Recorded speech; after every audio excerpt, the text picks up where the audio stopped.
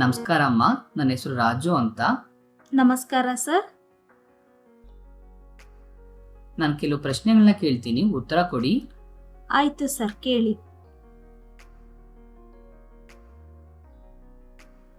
ಕಳೆದ 2 ವರ್ಷದಲ್ಲಿ ನಿಮ್ಮ ಮನೇಲಿ ಯಾರಾದರೂ ಗರ್ಭಿಣಿಯರಿದ್ರಾ?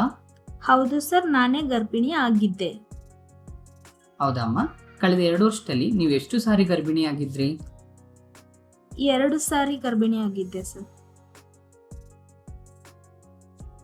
ಹೌದಾ, ನೀವು ಚೆಕಪ್ಗೆ ಏನಾದರೂ ಹೋಗ್ತಾ ಇದ್ರಾ?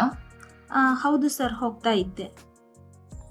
ನೀವು 2 ಸಾರಿ ಗರ್ಭಿಣಿ ಆಗಿದ್ರಿ ಅಂತ ಹೇಳಿದ್ರಿ. ಆ 2 ಬಾರಿದ್ದು ತಾಯಿ ಕಾರ್ಡ್ ಅಥವಾ ಚೆಕಪ್ಗೆ ಹೋಗಿರೋ ಚೀಟಿಗಳಿದ್ರೆ ಕೊಡಿ ಅಮ್ಮ.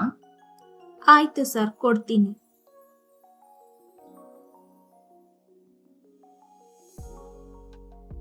ಧನ್ಯವಾದಗಳಮ್ಮ. ನಿಮ್ಮ ಗರ್ಭಾವಸ್ಥೆಯ ಬಗ್ಗೆ ನಾನು ಕೆಲವು ಪ್ರಶ್ನೆಗಳನ್ನ ಕೇಳ್ತೀನಿ, ದಯವಿಟ್ಟು ಉತ್ತರ ಕೊಡ್ತೀರಾ? ಆಯ್ತು ಸರ್, ಕೇಳಿ. ನೋಡಿ, ಈ ಮಹಿಳೆ ನಮ್ಮ ಪ್ರಾಜೆಕ್ಟ್ಗೆ ಪಾರ್ಟಿಸಿಪೆಂಟ್ ಆಗೋಕ್ಕೆ ಕನ್ಸೆಂಟ್ ಕೊಟ್ಟಿದ್ದಾರೆ.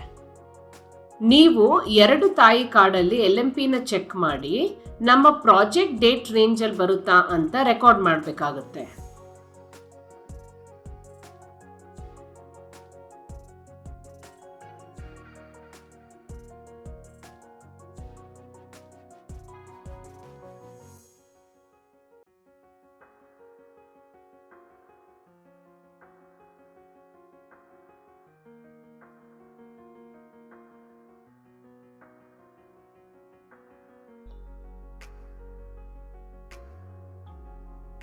ಎರಡು ತಾಯಿ ಕಾರ್ಡಲ್ಲೂ LMPನ ಚೆಕ್ ಮಾಡಿ ಆ ಡೇಟಾನ ಈ ಸ್ಟೆಪ್ಸ್ ಹೇಗೆ ಎಕ್ಸ್ಪ್ಲೇನ್ ಮಾಡಿದ್ದಾರೆ ಆ ಥರ ನೀವು ರೆಕಾರ್ಡ್ ಮಾಡಬೇಕಾಗುತ್ತೆ.